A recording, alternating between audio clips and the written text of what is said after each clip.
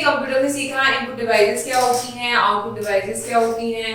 अब हम जानेंगे कि हम अपने MS विंडोज 7 में काम कैसे करते हैं। हमने ये तो देखा कि हम इसमें टाइप कर सकते हैं, पर अब हम जानेंगे कि हम किस तरीके से अपना काम इजी कर सकते हैं, किस तरीके से टाइपिंग कर सकते हैं, एडिटिंग कर सकते हैं और अपनी चीजों को यूज कर सकते हैं। Microsoft Windows popularly known as MS Window. Microsoft Window का शॉर्टकट वर्जन है MS विंडो और सिंपली विंडोज, ठीक है। Is one of the most popular operating system. Operating system बहुत पॉपुलर है, हर तरीके की चीजें होती हैं जिसमें अपना काम कर सकते हैं, पर सबसे ज्यादा पॉपुलर आपका ऑपरेटिंग सिस्टम में MS विंडोज है।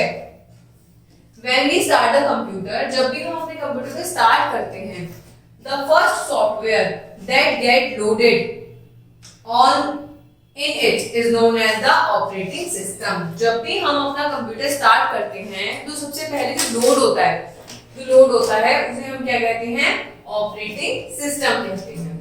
The operating system control and allow the computer to do all the necessary jobs without which is won't be able to run or do the things that you want to do। मतलब operating system क्या करता है, आपकी जो भी necessary चीजें हैं आपके रन करने के बिना ही उसको तरीके से स्टार्ट कर देता है। It also allows you to enter commands on a computer by pointing at and clicking an object that appears on the monitor। ये उन सब चीजों को भी धीरे धीरे कमांड्स में अलाउ करता है जो भी आप अपने मेन्यू में क्लिक करने के लिए सोचते हो या चाहते हो कि उन ऑब्जेक्ट्स को अपीयर कर देता है उस तरीके से कि जो आपको कंप्यूटर में आप यूज करते हो उनको सबको एक तरीके से अपीयर कर देता है, दिखा देता है। आइए जानते हैं हम कैसे इसका यूज करेंगे। Let's learn about some of the work Windows does. अब हम इस विंडोज, ये रहा आपका विंडोज 7 का सरफेस, अब हम जानते हैं कि किस तरीके से काम करता है।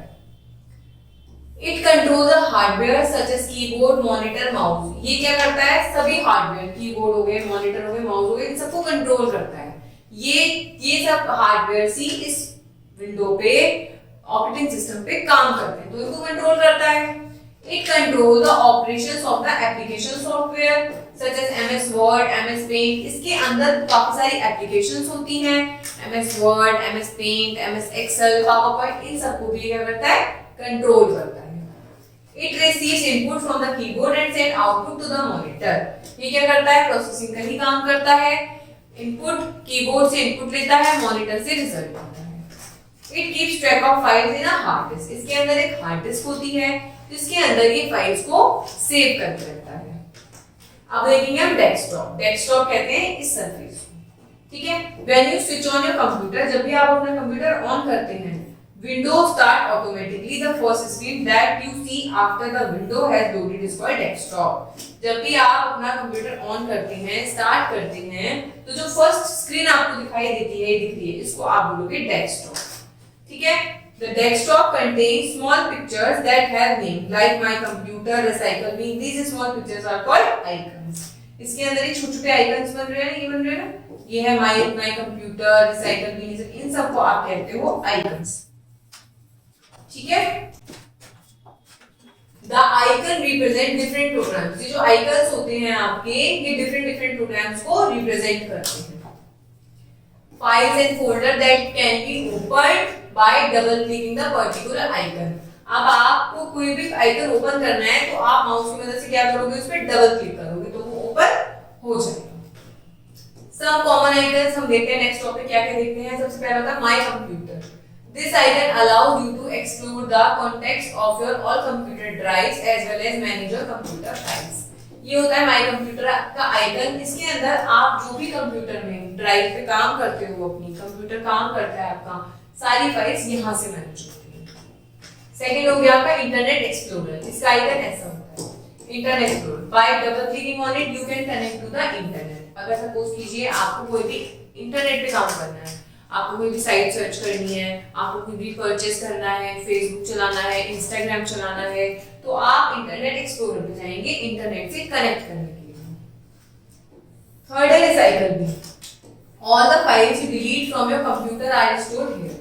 आप सपोज कीजिए बहुत सारी कंप्यूटर की ऐसी फाइल्स आपको लगती हैं कि हम डिलीट कर देते हैं, हमारी यूज की बिल्कुल भी नहीं है आप, तो वो direct delete, complete permanent delete नहीं होती है, वो सबसे पहले रिसाइकल बीन में जाती है। इसे आप कंप्यूटर का डस्टबिन भी कहते हैं। You have the option to restore the deleted file or permanent deleted from the recycle bin।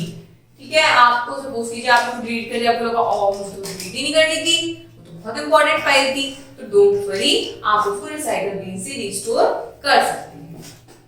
Next है shortcut icons. These are icons with a small arrow on their left corner। इनके left corner पे छोटा सा icon होता है। They are used to quick open a file or program। इनका क्या काम होता है, वो आपके आइकन को रैंडमली खोल देते हैं, ओपन कर देते हैं।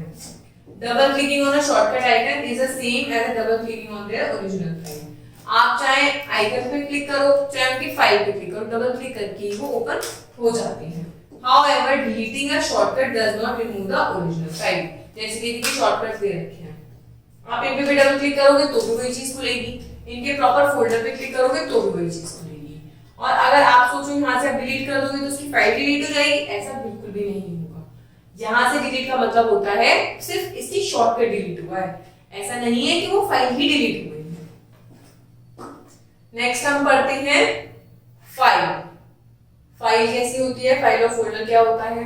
File, if you do any work in a program and save it on the desktop, आपने कोई भी काम करा किसी भी फाइल में, चाहे वो एक्सेल हो, चाहे वो एमएस वर्ड हो, चाहे वो पावर पॉइंट हो, चाहे वो पेंट हो, तो वो क्या होता है आपके डेस्कटॉप पे सेव हो जाता है इस तरीके से। ठीक है, the icon is called a file icon. In icons को आप क्या कहोगे, फाइल आइकन्स बोलते हैं आइकन्स को। It shows the name with which you have saved your file and type the icon, type of icon. अब आपने जैसे लिखा सचिन नोटबुक, आप अपनी कोई भी फाइल है उसे आप जिस भी नाम से सेव करोगे, डेस्कटॉप पे सेव करोगे, उसी नाम से आप लिखेंगे आपके डेस्कटॉप पे उस फाइल के आइकन के साथ।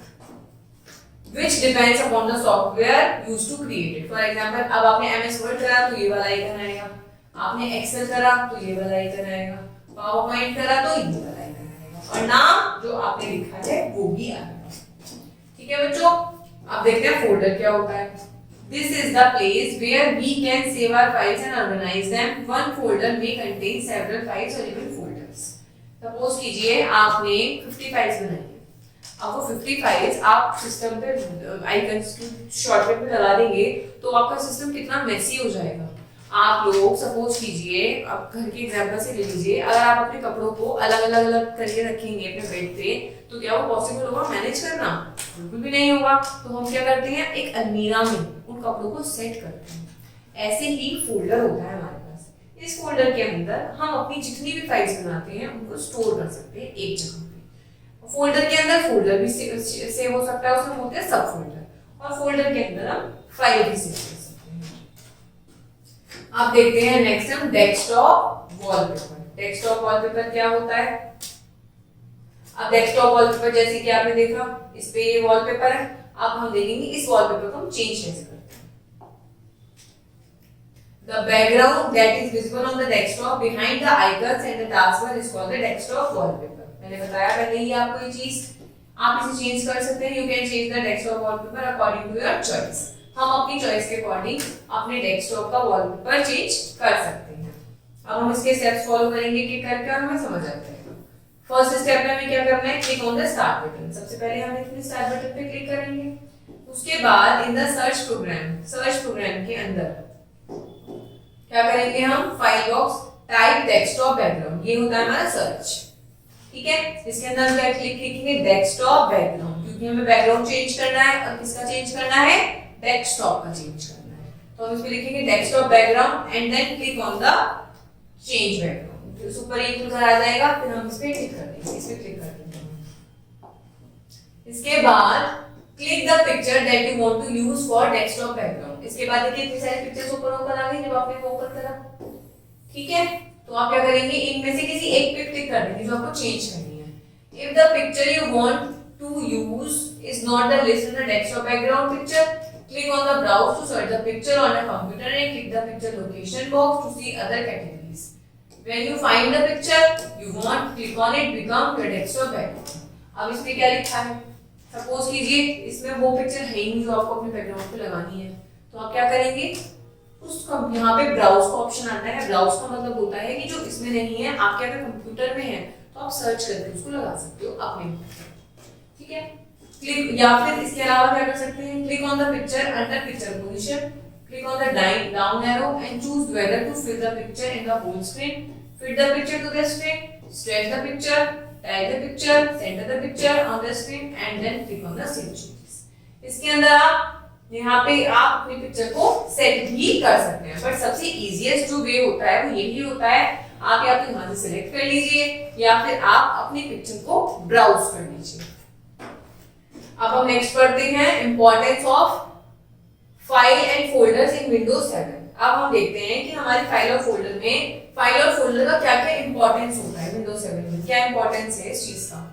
हमने देखा कि बहुत सारी हमने फाइल्स बनाई, फोल्डर का कब यूज करना है, जब हमें बहुत सारी फाइल्स को उसमें सेव करना है, एक फोल्डर में करके रखना है।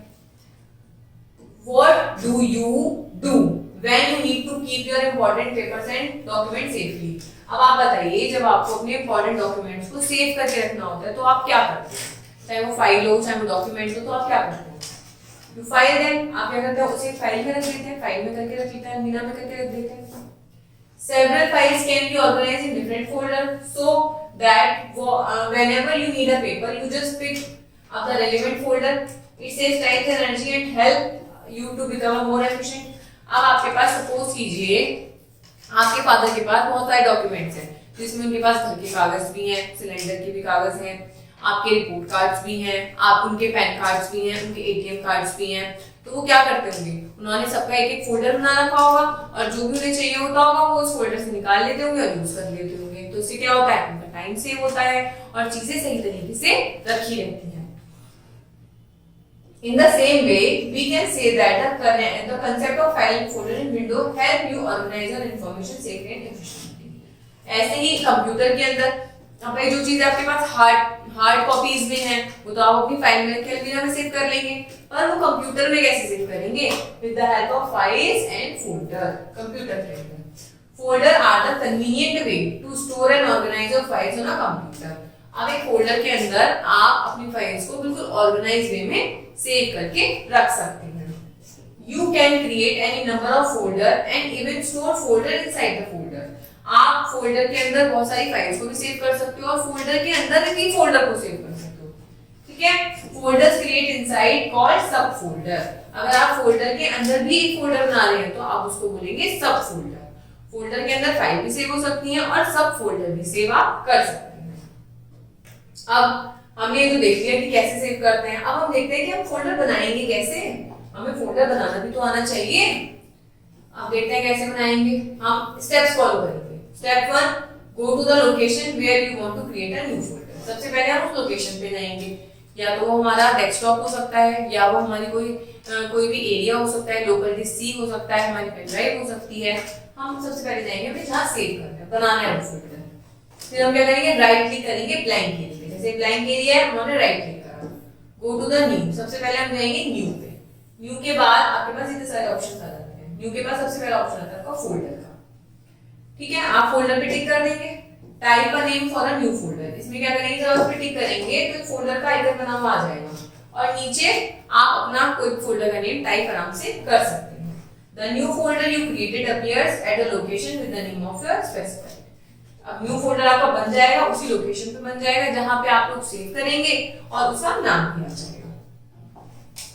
अब देखते हैं, अब आप फाइल और फोल्डर को ऑर्गेनाइज कैसे करोगे। आपने फोल्डर बना लिया, आपने फाइल्स भी बना ली, अब बात आती है ऑर्गेनाइज करने की, उन्हें सही ढंग से तरीके से रखने की, ताकि जब आपको जरूरत हो तब आपको वो मिल पाए। Windows 7 offers different options to help you organize your important files and folder. Windows 7 क्या करता है, आपकी हेल्प करता है आपके फाइल्स और फोल्डर को ऑर्गेनाइज करने के लिए। The easiest and more efficient way is to use the file arrangement in your libraries. आप अपनी लाइब्रेरीज में अपनी चीजों को बहुत अच्छे से सेव कर सकते हैं, ठीक है। अब अरेंजिंग लाइब्रेरी में सेव करने का क्या तरीका होता है देखते हैं। To arrange in the library, अब हम स्टेप्स फॉलो करते हैं फिर से। Step 1, in the task bar click on the window explorer button.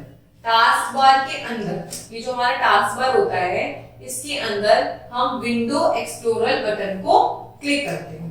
ठीक है। In the navigation pan the left pan click on the library से म्यूजिक। इसके बाद हम लाइब्रेरीज में आते हैं। लाइब्रेरीज में आपका उसका सब वो आ गया म्यूजिक, ठीक है। फिर हम करेंगे click the arrange by menu on the upper right corner, ठीक है। इसमें अपर राइट कॉर्नर पे मेन्यू का ऑप्शन आता है, वहां क्लिक करेंगे आप। Then choose a property. For example, in the music library, you can choose artist. Quickly arrange your music collection by different artists. You can arrange your picture library by month. Accordingly, आप इसके अंदर organise, यहाँ पे लिखा है organise, ठीक है। आप ऑर्गेनाइज करके अपनी चीजों को यहाँ पे, अगर आपके पास म्यूजिक है तो आप अपनी प्लेलिस्ट में सेव कर सकते हैं। आपके पास इमेजेस हैं तो आप यहाँ लिख सकते हैं फोटोज, ठीक है, और अपने फोटोज उसके अंदर सेव कर सकते हैं। तो बेसिकली सबसे इजी एक तरीका होता है कि लाइब्रेरी में अपनी चीजों को सेव करना। अब आपने सेव भी कर दिया अपने कलेक्शन को, पर आप अब उनको सॉर्ट कैसे करोगे? भाई आप ये भी तो देखना चाहते हो, आपको लग रहा है कि आपकी जो फाइल है सारी एक तरीके से दिख रही है तो आप कंफ्यूज हो जाओगे। तो आप उनको सॉर्ट करना सीखते हैं कि हम उनको तरीके से कैसे सॉर्ट करेंगे। Sorting option are similar to arrangement. Sorting का मतलब होता है किसी भी चीज को अरेंज करना, तरीके से अरेंज करना। Except that they do not change the way your files appear. It just record them. ये आपके फाइल को ही चेंज करता, बस उसको रिकॉर्ड तरीके से रखता है, ठीक है। Generally files are listed in alphabetical order. File जो होती हैं वो अल्फाबेटिकल ऑर्डर में लिस्टेड होती हैं, but you may also like to arrange them in some other order. मतलब आप अल्फाबेटिकल, अब यहाँ पे आप देखेंगे किस तरीके से कर सकते हैं। यहाँ लिखा है सॉर्ट बाय। अब हम स्टेप्स देखते हैं। Open the folder library that you want to sort. सबसे पहले हम वो फोल्डर खोल लेंगे जिसमें हमें अपनी फाइल्स को क्या करना है, सॉर्ट करना है। राइट क्लिक करेंगे एम्प्टी स्पेस पे, सॉर्ट आ जाएगा, ये लिखा है सॉर्ट आ गया। राइट क्लिक करेंगे, यहाँ पे भी आप सॉर्ट में लिखिए name, contributing artist, album, title, ascending, descending. अब आप किसी भी तरीके से अपनी फाइल को सॉर्ट कर सकते हो। If you do not see the property you are looking for in the sort menu, आप क्या कर सकते हैं, एडिशनल प्रॉपर्टी को भी बना सकते हैं, बट मेरे हिसाब से आपके लिए यही प्रॉपर्टीज इनफ रहेंगी। अगर आप असेंडिंग में करेंगे तो अगर नंबरिंग होगी तो सबसे बड़ी तो छोटी फाइल आ जाएगी, डिसेंडिंग में करेंगे सबसे बड़ी तो छोटी आ जाएगी, नेम में करेंगे तो अल्फाबेटिकली में वो अरेंज हो जाएगी, साइज से करेंगे तो साइज वाइज अरेंज हो जाएगी। तो जैसे भी आप अपनी फाइल को अरेंज करना चाहते हैं, सॉर्ट करना चाहते हैं, आप बहुत आराम से कर सकते हैं। Organise file and folder into groups. अब हम देखते हैं, हमने फाइल ऑर्गेनाइज कर ली, अब हम इनका ग्रुप भी बना सकते हैं। सपोज कीजिए आपने एमएस वर्ड की 4 फाइल बनाई, पावर पॉइंट की 5 फाइल बनाई, एक्सेल की 6 फाइल बनाई, ठीक है। अब वो क्या होगा, वो एक दूसरे में मिक्स हो जाएंगी। किसी किसी डेट में आपने तो ऐसे कैसे आएगा, एमएस वर्ड की पहले फाइल आ गई, पावर पॉइंट आ गया, फिर एक्सेल आ गया, फिर एमएस वर्ड आ गई। पर आप ये चाहते हो कि मैंने एमएस वर्ड की जितनी फाइल बना रखी है एमएस वर्ड में वो मेरी एक तरह दिखे, जो मैंने पावर पॉइंट में जितनी प्रेजेंटेशन बना रखी है वो मेरी अलग दिखे। तो इसको कहते हैं आप ग्रुप बनाना। आप उसके अकॉर्डिंग का ग्रुप भी बना सकते हैं। If you have a folder full of different documents, अगर आपके पास फोल्डर है different documents का, such as text, PowerPoint, presentation, you might want to group them by type to see clarify which program was used to create them. भाई मैं आपको ये बताया कि आपने MS Word में बनाई है, Excel में बनाई है, PowerPoint में बनाई है, आपको उनको सेग्रीगेट करना है कि मैंने कितनी फाइल किस में बनाई है। तो ग्रुपिंग का काम होता है। Grouping of file does not significant change the way files are displayed। इसका मतलब ये नहीं होता ग्रुप करने का कि वो फाइल चेंज हो जाएगी, फाइल वैसी ही रहेगी आपकी, पर क्या होगा, it just break them into different section depending on their property you choose। जो भी आप प्रॉपर्टी चूज करेंगे उस अकॉर्डिंग ये चेंज हो जाती है। देखते हैं कैसे चेंज हो जाती है। ग्रुप करने के लिए आप स्टेप्स फॉलो करेंगे। आपने सबसे पहले फोल्डर लाइब्रेरी में ओपन करेंगे, इसके बाद आप एम्प्टी स्पेस पे राइट क्लिक करेंगे, प्रॉपर्टी आ जाएगी टाइप, ठीक है, टाइप आ जाएगी। तो if you do not see the property, अगर आप नहीं करेंगे, प्रॉपर्टी आपको नहीं मिल रही है, तो आप अपनी एडिशनल प्रॉपर्टी को उसमें ऐड कर सकते हैं, ठीक है। और आपके पास ये ऑप्शन भी होता है, ऐसा नहीं है कि आपने ग्रुप में चेंज कर दिया आप उसके बाद भी चेंज कर सकते हैं, आप उसको अनग्रुप भी कर सकते हो और उनको ग्रुप में भी कर सकते हो। If you want to remove the grouping separation in a folder library, you just right click on the empty space, point the group by, then click none. आप नन का ऑप्शन होता है नहीं, ठीक है। आपने सपोज करो ग्रुप कर दिया और अब आपको चाहिए वो ग्रुप नहीं होनी चाहिए, तो आप सेम एम्प्टी पे लाइब्रेरी सेम प्रोसेस फॉलो करके नन पे टिक कर दोगे, तो क्या होगा, वो अनग्रुप हो जाएंगे। अब हम नेक्स्ट पढ़ते हैं अपने फाइल और फोल्डर का हम अपीयरेंस कैसे चेंज करते हैं, ठीक है। अपीयरेंस का मतलब है किस तरीके से वो दिखेंगी हमें। In addition to changing how your file are organized, you can also change their appear, how they are going to appear। To change the appearance of the file, अब इनके लिए भी हम स्टेप्स को फॉलो करेंगे। हम क्या करेंगे, अपनी फाइल्स को फोल्डर में लाइब्रेरी में ओपन करके देखेंगे, टूल बार ऑप्शन पे टिक करेंगे, फिर इसमें आ गया आपका व्यू ऑप्शन। व्यू ऑप्शन जब आप करते हो तो आपके पास कितने स्लाइड्स आ जाती है, इसमें लिखा है एक्स्ट्रा लार्ज, तो बड़े बड़े एरिया में दिखेंगी, लार्ज में तो इससे थोड़े कम में दिखेंगी, मीडियम में थोड़े नॉर्मल में, स्मॉल में तो छोटे में, लिस्ट में ऐसी लिस्ट बन के दिखेंगी, डिटेल्स में तो उनकी डिटेल्स भी आ जाएंगी, कितने एमबी की हैं या फिर किसने बनाई है, सब चीजें आ जाएंगी। If you mix view option, arrange, sort and group option, you can create some interesting and helpful combination. For example, if you have arranged the picture library in a certain way, अगर आपने library में pictures को एक तरीके से certain way में arrange कर रखा है, you might also want to change the view to make the pictures bigger. अब आपने सपोज कीजिए एक फोल्डर बना रखा है, ठीक है, बहुत सारी पिक्चर्स उसके अंदर हैं, अगर वो लिस्ट में दिखेंगी तो क्या आप एक पिक्चर को देख पाओगे, नहीं देख पाओगे, और अगर आप बिगर साइज में कर दोगे तो एक पिक्चर आपको प्रॉपर पासपोर्ट साइज की फोटो में दिखाई देगी, तो क्या आपके लिए वो इजी हो जाएगा, बिल्कुल इजी हो जाएगा। You can also show and hide the file name and picture by video files. If you take a lot of pictures with a digital camera, you do not bother rename the file. This can greatly reduce the clutter on your pictures library. आप जरूरी नहीं है library में आपने अपनी class के suppose कीजिए आपकी क्लास में 40 स्टूडेंट्स हैं, आपके क्लास टीचर को सबके फोटोज चेक करने हैं कि हैं या नहीं हैं, तो उसको नाम देखने की जरूरत नहीं है, वो अपने इसका अपीयरेंस चेंज कर दें, लार्ज कर दें, तो उनको सबके फोटो सामने सामने दिखाई दे सकते हैं, तो इससे हमारी हेल्प हो जाती है कि हम इसके अपीयरेंस को अपने अकॉर्डिंग चेंज कर सकते हैं। अब हम देखते हैं, हम अपनी विंडोज को ओपन कर ली थी, हमारा काम भी हो गया, हमने फाइल बनाई, फोल्डर बनाया, है ना, हमने देखा कि हम किस तरीके से फाइल, फोल्डर, आइकन कैसे यूज करते हैं। अब हम देखते हैं हम अपने कंप्यूटर को शट डाउन कैसे करते हैं। When you have finished working on computer, it is important to shut it down properly. आपके लिए बहुत जरूरी है कि आप जब भी अपने कंप्यूटर पे काम करते हैं तो उसे प्रॉपर तरीके से शट डाउन करें, तो आपके कंप्यूटर की लाइफ क्या होती है, अच्छी रहती है, बनी रहती है। This is not only saves electricity, keep your computer secure, but your data is also saved.